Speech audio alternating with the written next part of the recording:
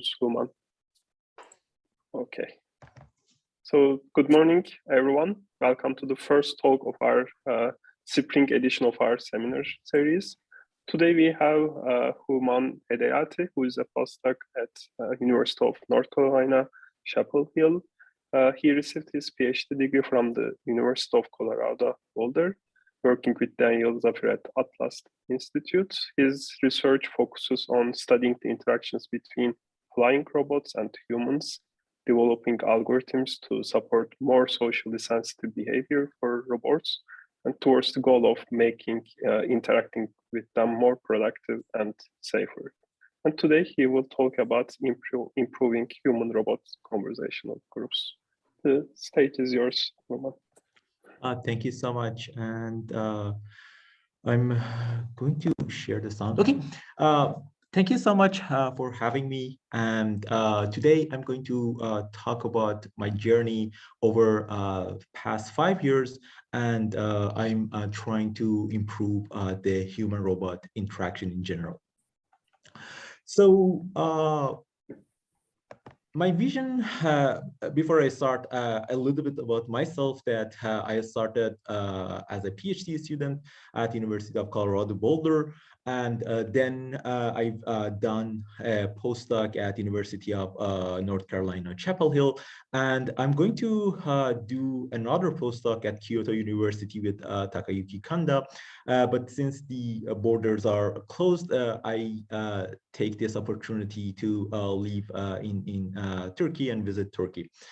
So my vision of the future is going to be that the robots is going to be everywhere. They are going to have in our conversational groups, they're going to teach us new skills. They are going to help us buying groceries and carrying them. They're going to give us direction, and they are going to be a companion for us. But where are these robots now? If you see at the state of the art of human-robot interaction, you see that we are still far ahead from being reached at my goal. For example, this search and rescue robot having hard time interacting with the officer in the field. Or if you see a humanoid robot having conversation with a human, the human having like a weird laugh and probably like it is confused. It is still not a robot that we can have a pleasant conversation with. So I think one of the problems, if we want to reach my vision and having acceptable robot in our daily life, we need to overcome perception mismatch. The perception mismatch is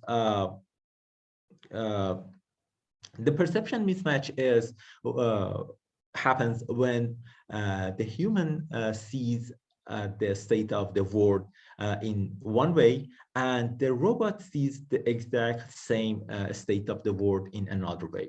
So there is a perception mismatch between human and robot. Robots are confused of what humans' intention are, and then same as for the user, they don't know why the robot is here or what the robot is doing. I believe for a better human-robot interaction, we need communicate, have a better communication between human and robot. So the robot should convey the information or the way they see the world to the user, and also the robot should grasp and understand and predict humans' behavior.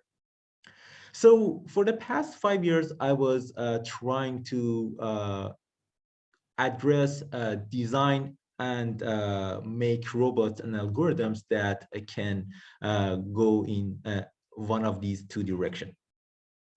And I should say that these are the two wings of my research. For the first part, it is less related to the conversational group, and I will explain it later.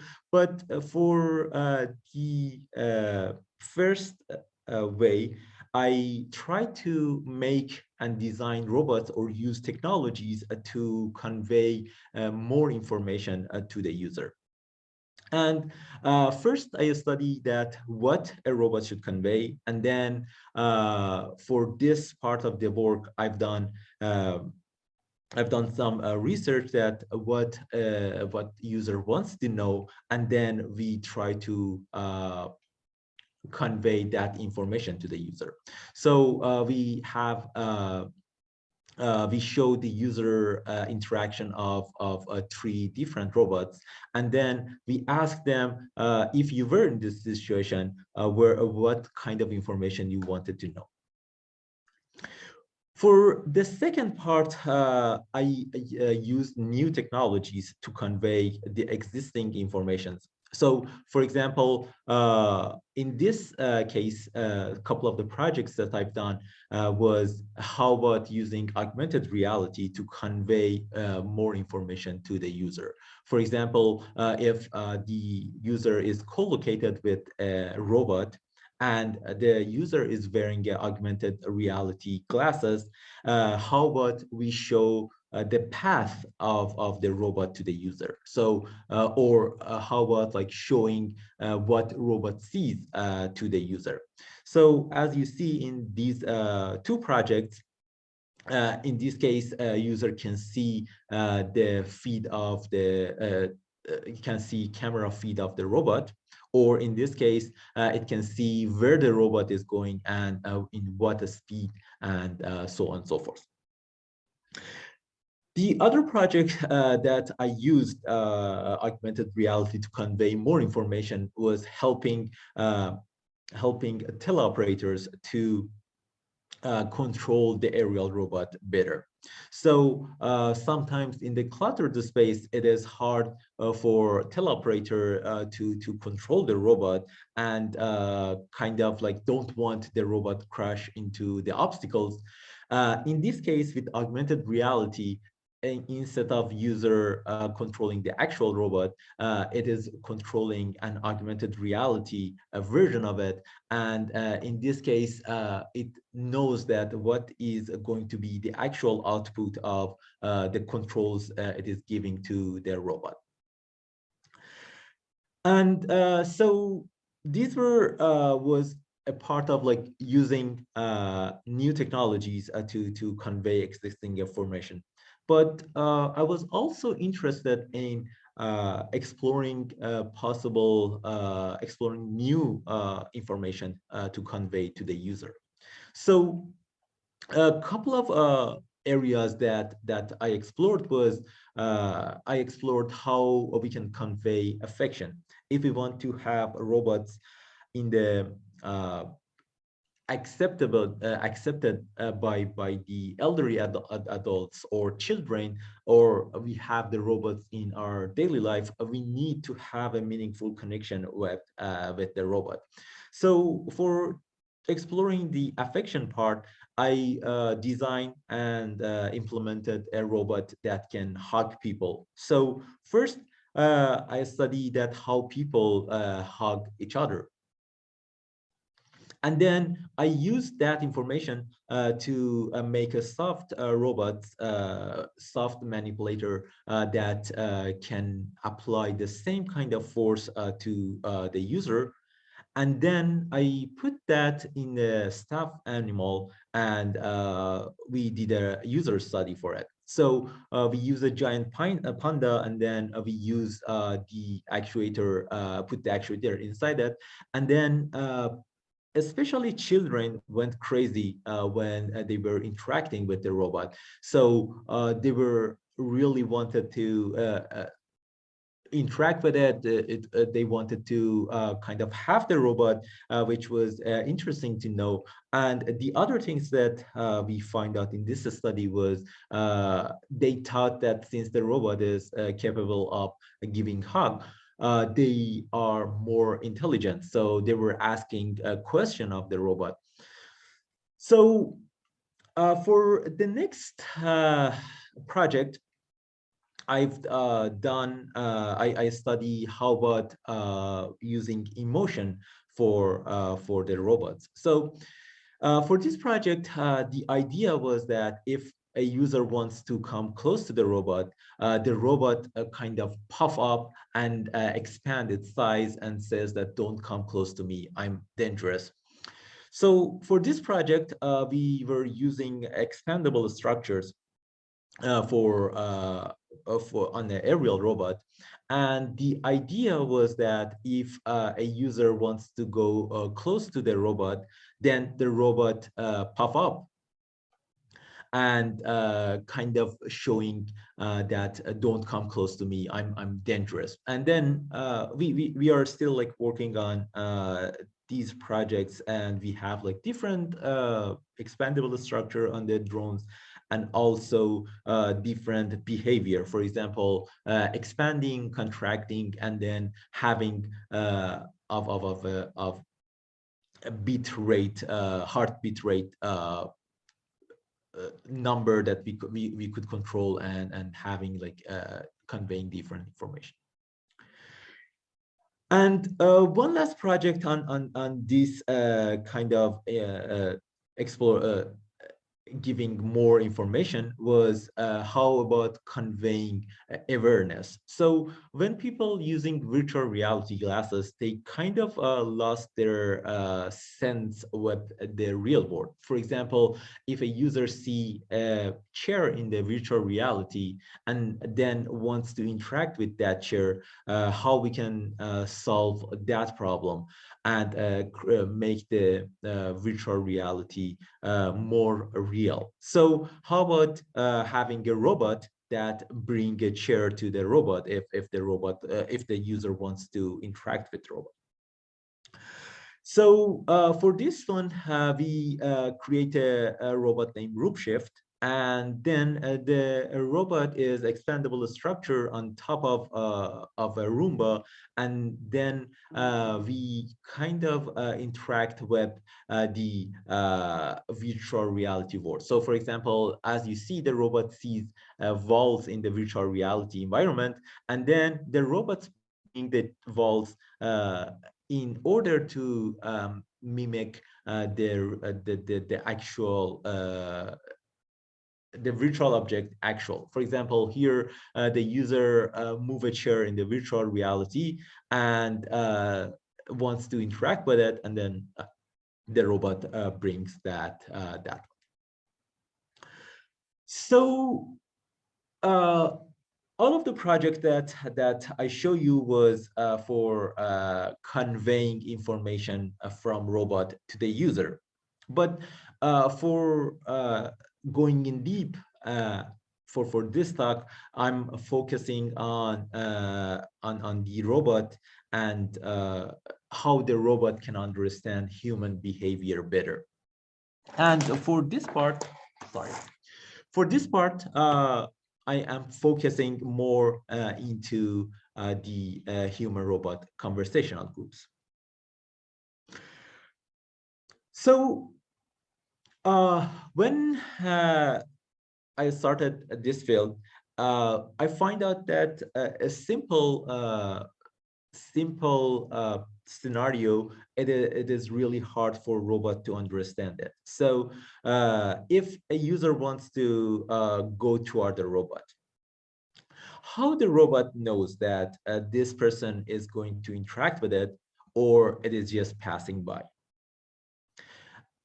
And this is like still there are some solution for it, but based on my experiment, it is still a hard problem to address. And then for my dissertation and all the work that I've done for my PhD, I was looking at a multi-party conversational group with a robot.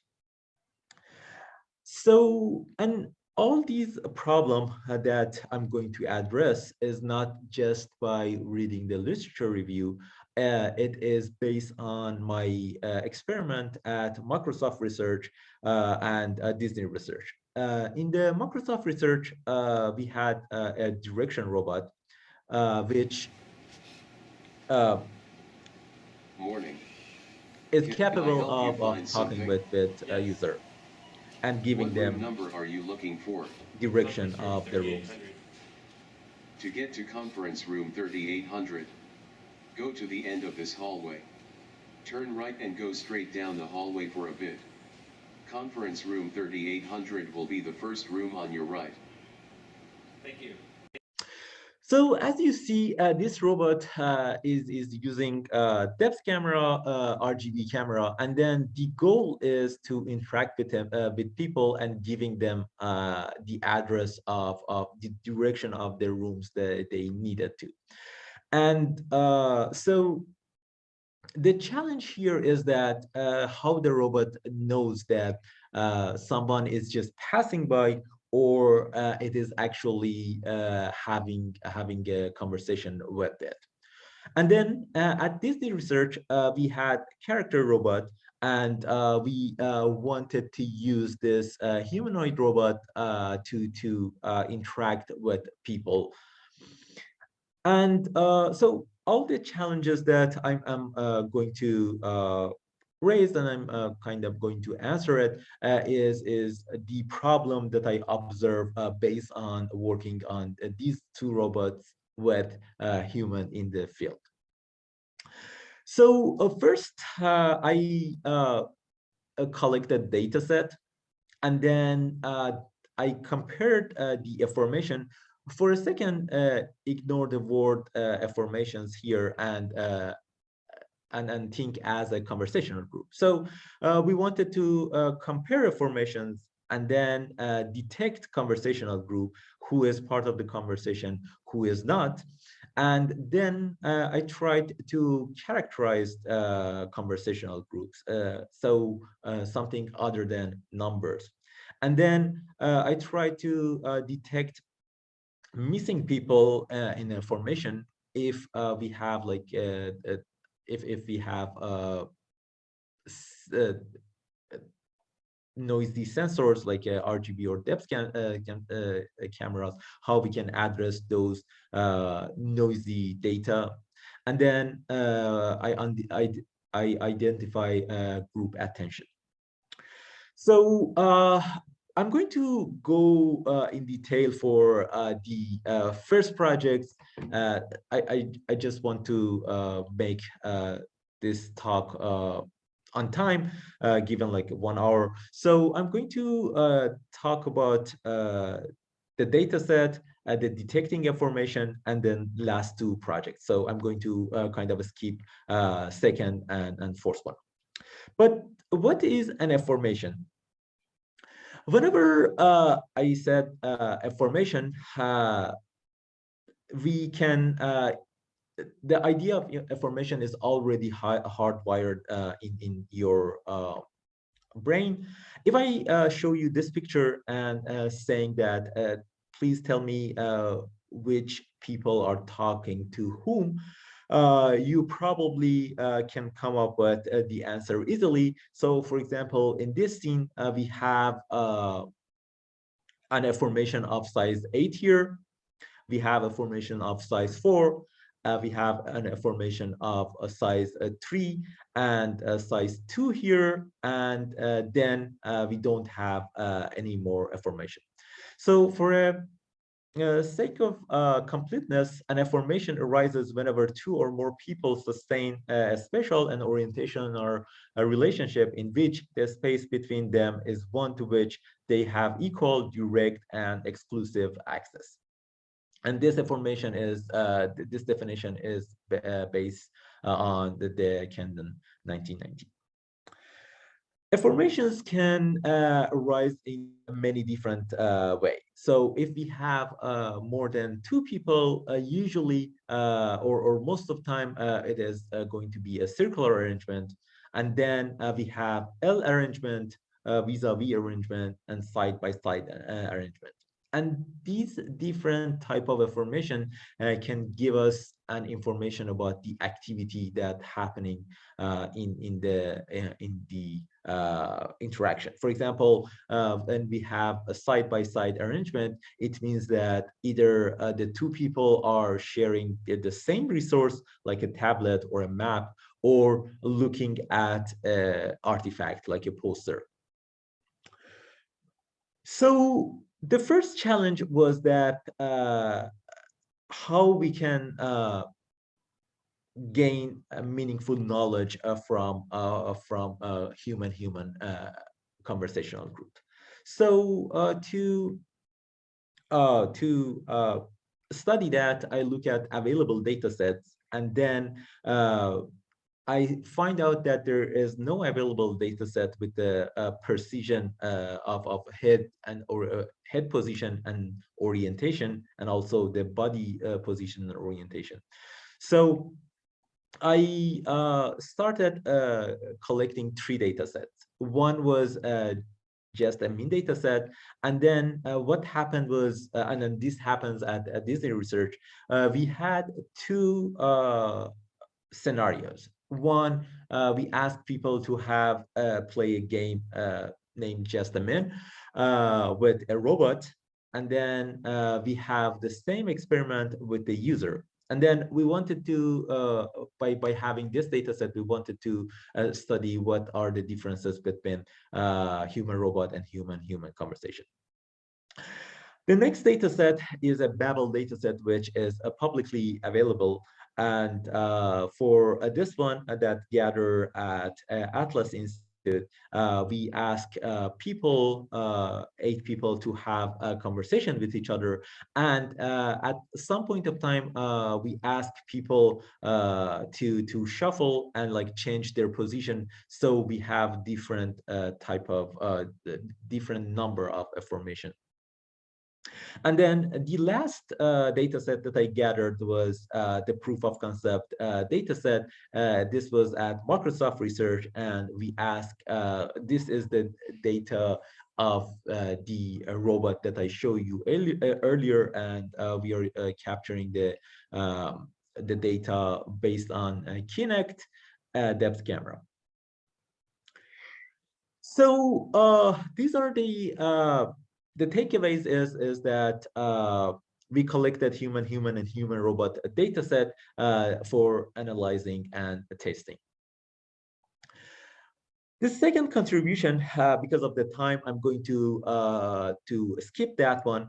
But the outcome of this contribution was that people tend to stay closer to their robot, depends on the size of the robot or the volume of the volume that the speaker of the robot is working. And the other thing is that the relative angles are going to be the same. So the other so when we find out that there are some differences between human-robot and human-human conversational group, the third contribution and the third question is that how we can detect conversational group. So, for example, this is what you see. Sorry, on the left, you see 2 people are having a conversation, but what robot sees is 3 people in the scene, the lady on the back. How the robot knows that the 2 gentlemen in the front are having conversation with the robot and the lady in the back is not part of the conversation? So there are some related work on for this problem, but the problem is that most of them are not robust, and also they are need to be tuned over different data sets. The method that I proposed for detecting a conversational group has 3 phases. The first is the construction. We given scene to the robot first try to have all the pairwise data set of the people. and we have all those like a data set, and then we try to use a classification for it. For example, with the data set that we had, we could easily say that these two people are in the conversational group with each other. This person is not. These are this not. Yes and no. And with these labels, we train our classifiers, and then the classification features that we use for our classifier was distance, and also the effort angle. Distance is just a Euclidean distance of the two people, but the effort angle is the angle, the sum of the angles of the two people that should take to directly face to each other. For example, in the first case, the angle is like around like a 20-degree or 30-degree, and for the second one, the effort angle was like 160 for the first person, and then like another 120 for another person. So the effort angle is defined by this. And after giving the pairwise data to our classifiers and then giving the answer, we have a reconstruction phase, which given the output of the classification, it does a voting scheme algorithm on it, and then we can say that these three people are part of the conversation group, and the person on the right is not. So after finishing the pipeline, we tested it on three different data sets. One was the Salsa data set, and then HRI proof of concept, and also on the Babel dataset. And so we trained our model based on the Salsa dataset, and then we tested on the other two. So the current state of the art is graph cuts with the F1 score of around like 70%. And then we use like different classifier, but our classifiers overcome the outcome of the graph cut, and they work better. So the takeaway for this, the name of the reform algorithms improves formation detection, and also reform does not rely on threshold value as the state-of-the-art algorithms. The fourth contribution, which I'm going to skip, is going to be the formation characterization. And we try in this project, we try to find out if we can gain more information other than size of a formation. So we introduce symmetry and tightness as two other values for that. But I'm going to skip this. If you're interested in that one, we can talk offline. And the last two project was detecting missing people. And for this is when we have a robot, the robot has sensors. Either it is going to be the motion capture system, either it is going to be depth camera, or it is going to be RGB cameras. But what happens if these sensors are sending noisy data? For example, in this case, how about the sensors or the algorithm, human detection algorithm, cannot detect this person? Is there any way that we can say that, oh, based on this orientation of the people and position of people, there should be a person over there?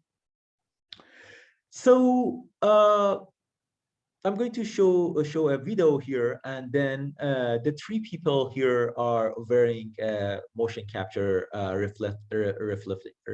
reflective markers, and so the robot can detect them. I guess there's a lot of people who Are we talking about stalking a celebrity? oh yeah, have we stalked anyone recently? No, So I don't think. as you see, the fourth person that joined does not have any motion capture reflective markers, so the robot does not know that human exists. But based on the position of the other people, the robot can guess that there should be another person in the conversational group that it cannot detect. So for that one, we try how we come about the algorithm to solving that. We compare all the formation of the same size from the data set that we have. And and by transferring all the information on top of each other, we have positions that people tend to stay. For example, so for the first one, we have the robot at 0, 0 with the theta, which is the orientation as 0. And then for all the other information in the data set, we tried to transform that information on top of our reference information. So we try to do this behavior for all the information that we have. When we have all the data, we try to plot it over a different data set, and we find out an interesting characterization of the formation. So for like a different number of a formation of the same size, people tend to stay on the same position. And then as you remember from the second position, depends on the robot, people tend to stay on different distance, but the relative angles are going to be the same. So we use the same idea to train a classifier. So the classifier works like this. So we gave the position of the people to the robot, and then when someone joins here, people shift a little bit to and then adjust themselves in order to be welcoming to the newcomers. So in this case, the robot understands that since people shifted a little bit, and by the behavior of the way they shifted, there should be another person in the formation that cannot be that the robot cannot detect. So we trained our model based on the Babel dataset, and then we tested on the Salsa dataset and also on the Babel dataset. And then how we tested it, we trained the model based on the 80% of the data, and we use 20% for the testing part, which you can see. So another example of the same scenario is a person is talking, and then another person is joining the formation. I just kind of stole them. Oh no, welcome to the conversation. Have you stalked any And as you see, the robot predicts it just fine. So the takeaway is that if we have a messy or noisy input to the robot, or the algorithm, the human detection algorithm or a formation detection algorithm is not working fine, we can detect the missing people and try to plan for it. And the last project that I'm going to describe is identifying group attention. So imagine that we we have a scenario that we have a robot, and there is a conversation going on here, and then where the robot should look at. So in this case, the robot should look at the active speaker all the time. Another one that got ruined for me was McDonald's fries. They are not vegetarian. How? They put beef like spray on the fries, or some sort of like.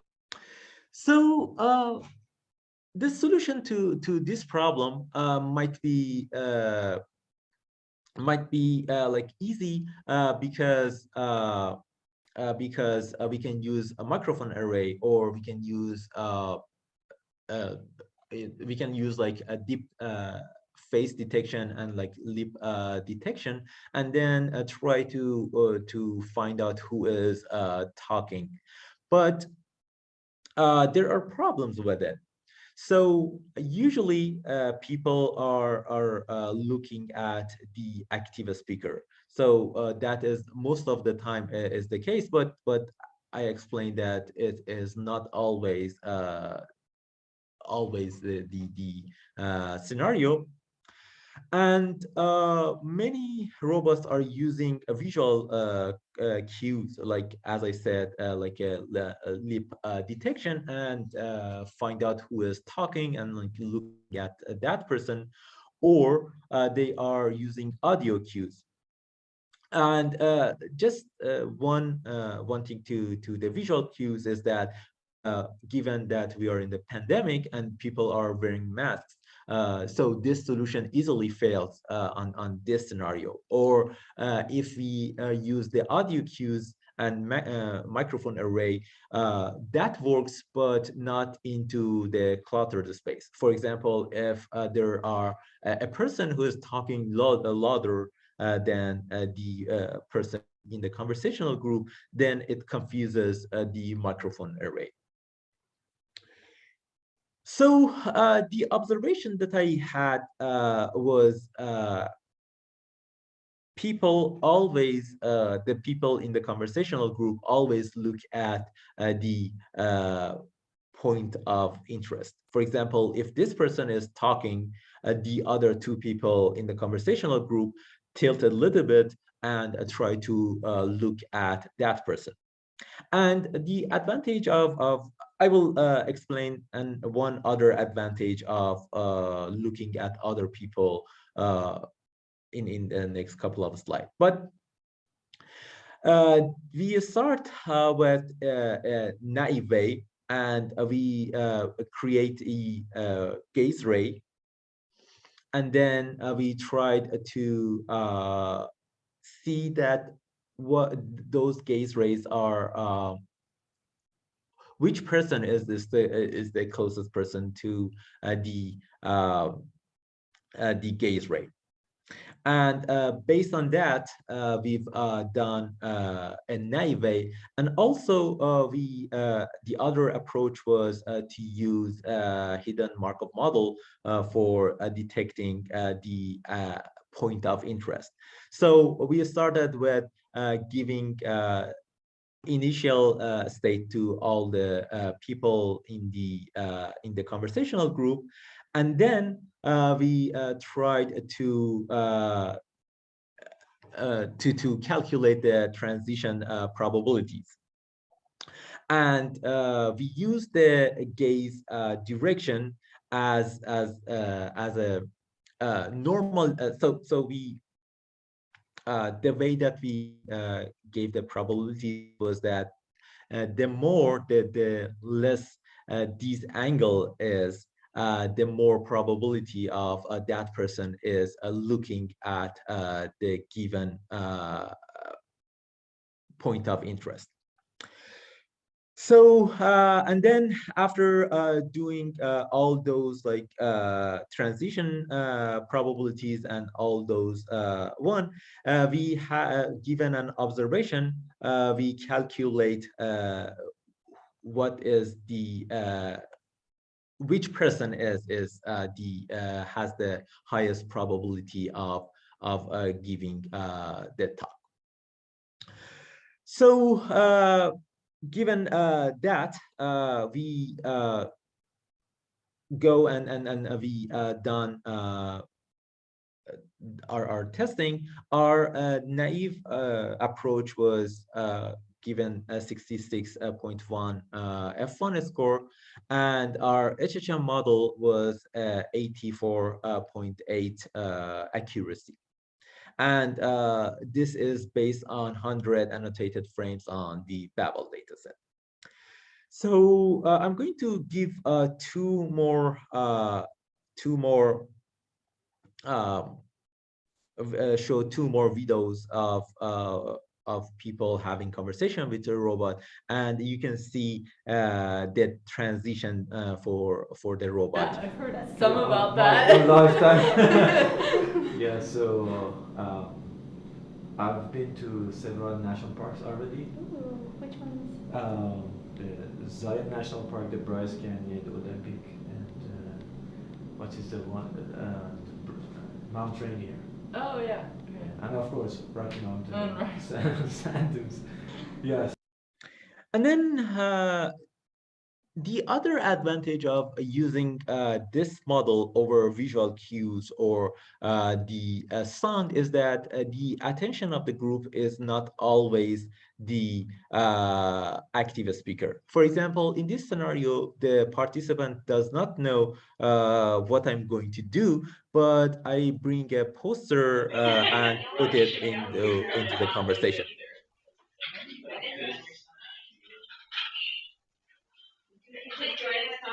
But no. Yeah.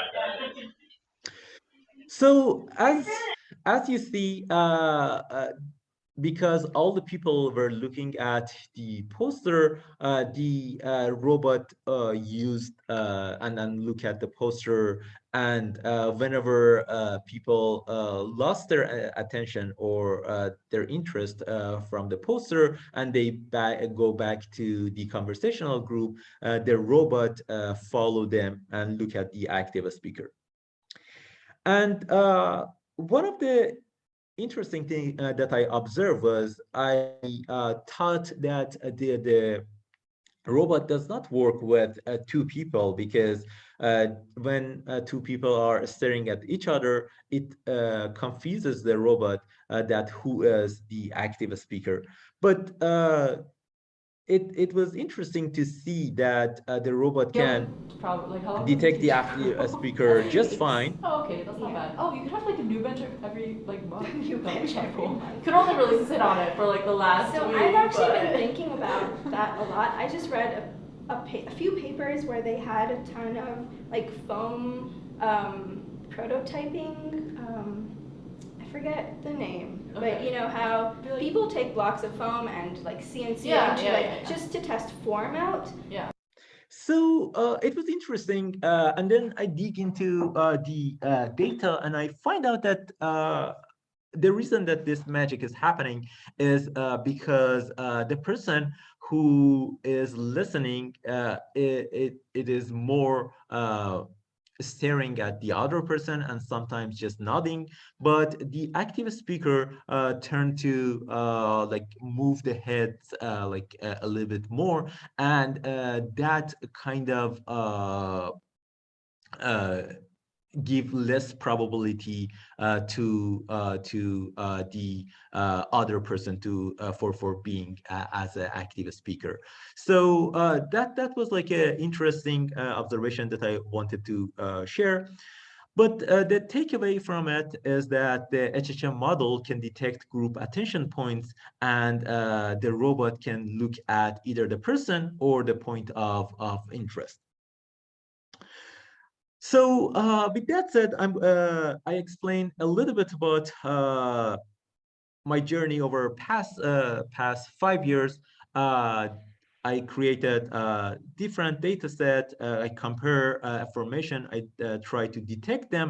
I try to characterize them, and then I try to handle the noisy data set. And also, I try to make the robot behave more natural in the conversational group. So as I mentioned, this was like all effort to have a robot act as natural as possible in a conversational group. So with that said, I'm going to finish this part of my talk, and I would like to thank all my collaborators at Atlas Institute, at Disney Research, at Microsoft Research, and at University of Colorado Boulder and University of North Carolina Chapel Hill. With that said, I would like to end my talk, and if you have any question, please feel free to ask. Thank you, Hooman. I have a quick question actually about this AR interface. I understand you're using HoloLens. Is it the first generation HoloLens? Yeah. Yeah. So yeah, how that- do you, I mean, like, I want to get your opinion, general opinion about it. Like, and how do you solve that registration problem? You show some videos that you are using with the HoloLens, and then I think we have this registration problem that we have also HoloLens, and I don't know, how do you solve it? Are you using tags, visual tags, to register the people within the frame of the HoloLens? Like, what do you do? Like, because you have the drone, you have the people, and you have the HoloLens, so three different. Yeah. So for those projects, I'm going to show.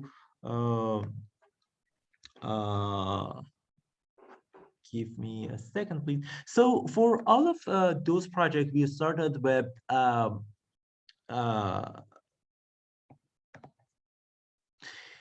yeah. So I'm going to share my screen one more time.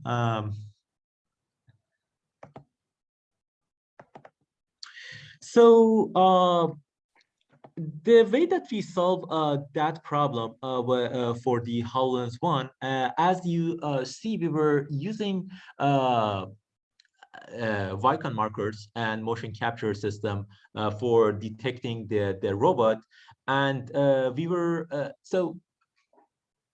for this specific problem, we thought that it is easier to use a motion capture camera for having like a global coordinate, and then we transfer all those like coordination into the HoloLens coordination, and we solve that problem with that. So yeah, but after that we had HoloLens 2, and then we used the depth and then the point cloud on the HoloLens 2 for reducing the need of motion capture cameras. But for this specific like work, we were using like motion capture camera. Mm-hmm. And as a follow-up question, like, what kind of techniques that you guys have utilized? I'm particularly interested in like how human interacts with the drones in that project. And I have seen in your paper that you have developed some interaction techniques. Can you elaborate a bit more on those? In which project? I think the drone project that that you have some interaction with. So yeah, so I'm going to you give like a brief summary of what you have done, but I want a little bit more details on. That's what I'm asking. Oh, sure. Yeah. So Actually, there are three projects that I described over there. One was communicating intent of the robot, and then That's the part I'm interested in. Yes. okay, yeah. So the idea over there was that exploring the design area of how we can use augmented reality to. I'm going to give me a second, please. I'm going to bring us the video. It is a more.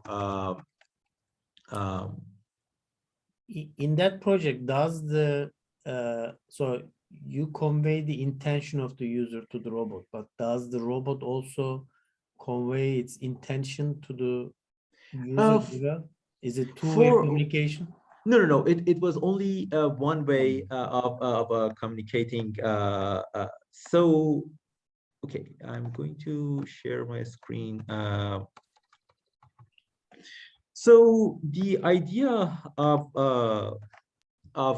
that this project was that we explore this idea of how robot can communicate where it is going to the user, and then we were like working on different designs. Sorry.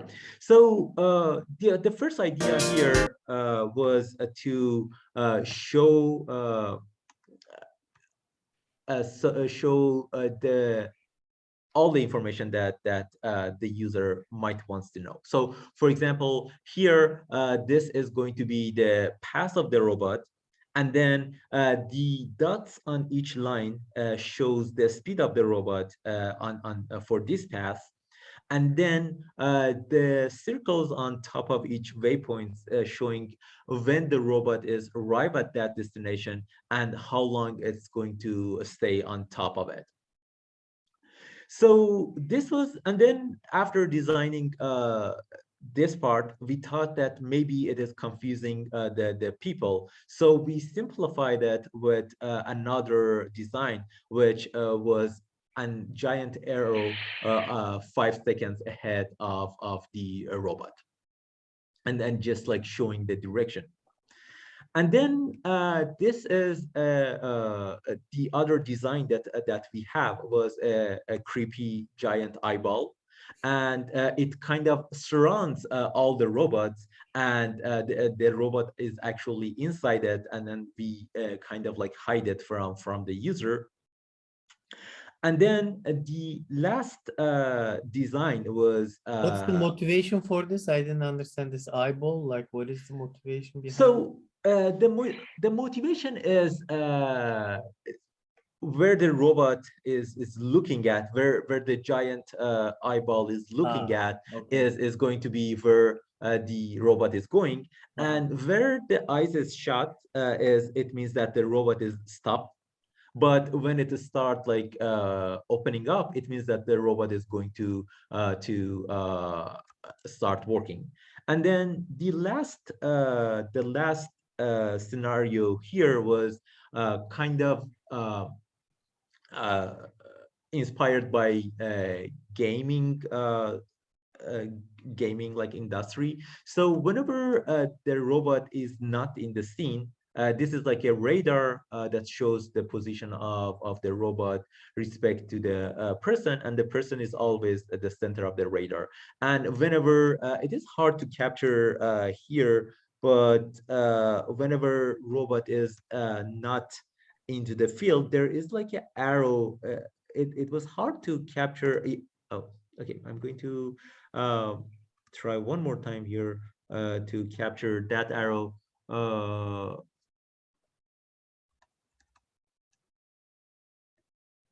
Yeah, it is hard, but there was like an arrow that shows where the robot is, and whenever the robot, oh, you can see it like here.